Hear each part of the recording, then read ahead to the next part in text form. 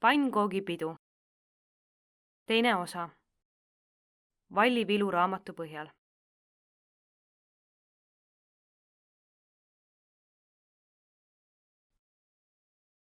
Hobune, kass ja koer lähevad keelekesele külla. Nüüd kõik pannkooke küpsetama, ütles keeleke õhinal. Mina vist ei mahu uksestki sisse, möönis hobune. Pean õues kookide valmimist ootama. Aga võin lehma käest piima tuua. Lähen teen ringi külas, ühmas koer. Vaatan, kas saan veskist jahu. Vilista, kui koogid valmima hakkavad. Aga mina istun laua kõrvale ja vaatan, et koogid ikka hästi magusad ja rammusad saaksid. Enne käin kanadelt mune toomas. Oli kass valmis tegutsema.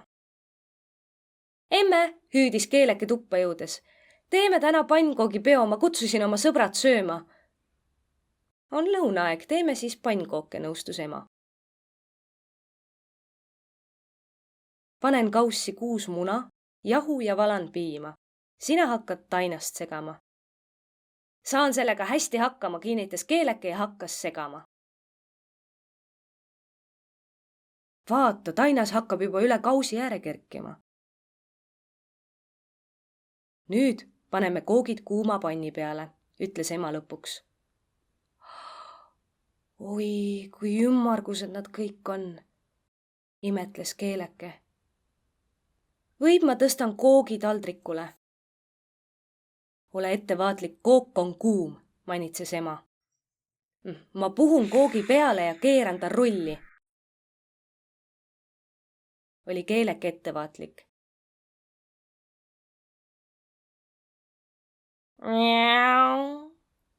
Tuletas kass end laua kõrval meelde. Oota natuke, me tõstame palju kooke taldrikule ja siis katame õues laua, manitses teda keeleke.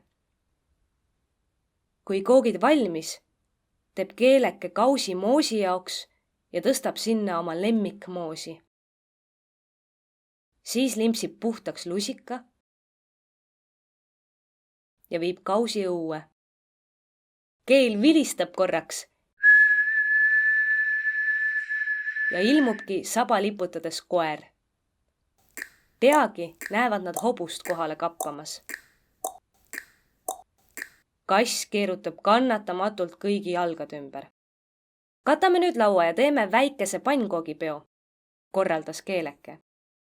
Iha, küll on tore päev, hirnatas hobune. Mulle meeldib päikese käes lesida, njaugus kass. Äkki saame pärast veel mängima minna, haukus koer. Kõik istusid laua taha. Keeleke määris pannkookidele moosi, keeras koogid rulli ja ulatas sõpradele. Koogid olid nii maitsvad, et koer sõi neid matsutades. Sa oskad ju kinnise suuga ka süüa, kutsus kass teda korrale. Oskan ikka, ühmas koer ja hakkas keelega ülahuult moosist puhtaks limpsima. Keeleke märkas ka, et suu ümbrus on moosine ja asus hoolega huuli puhastama. Me sooviks midagi juua ka, arvasid sõbrad. Keeleke tegi kausi ja valas kassile piima. Suuremasse kaussi pani hobusele vett. Minu kausis võiks hästi külm vesi olla, haugatas koer. Keeleke ise eelistas kõrrega mahla juua. Kass limpsis piima isuga.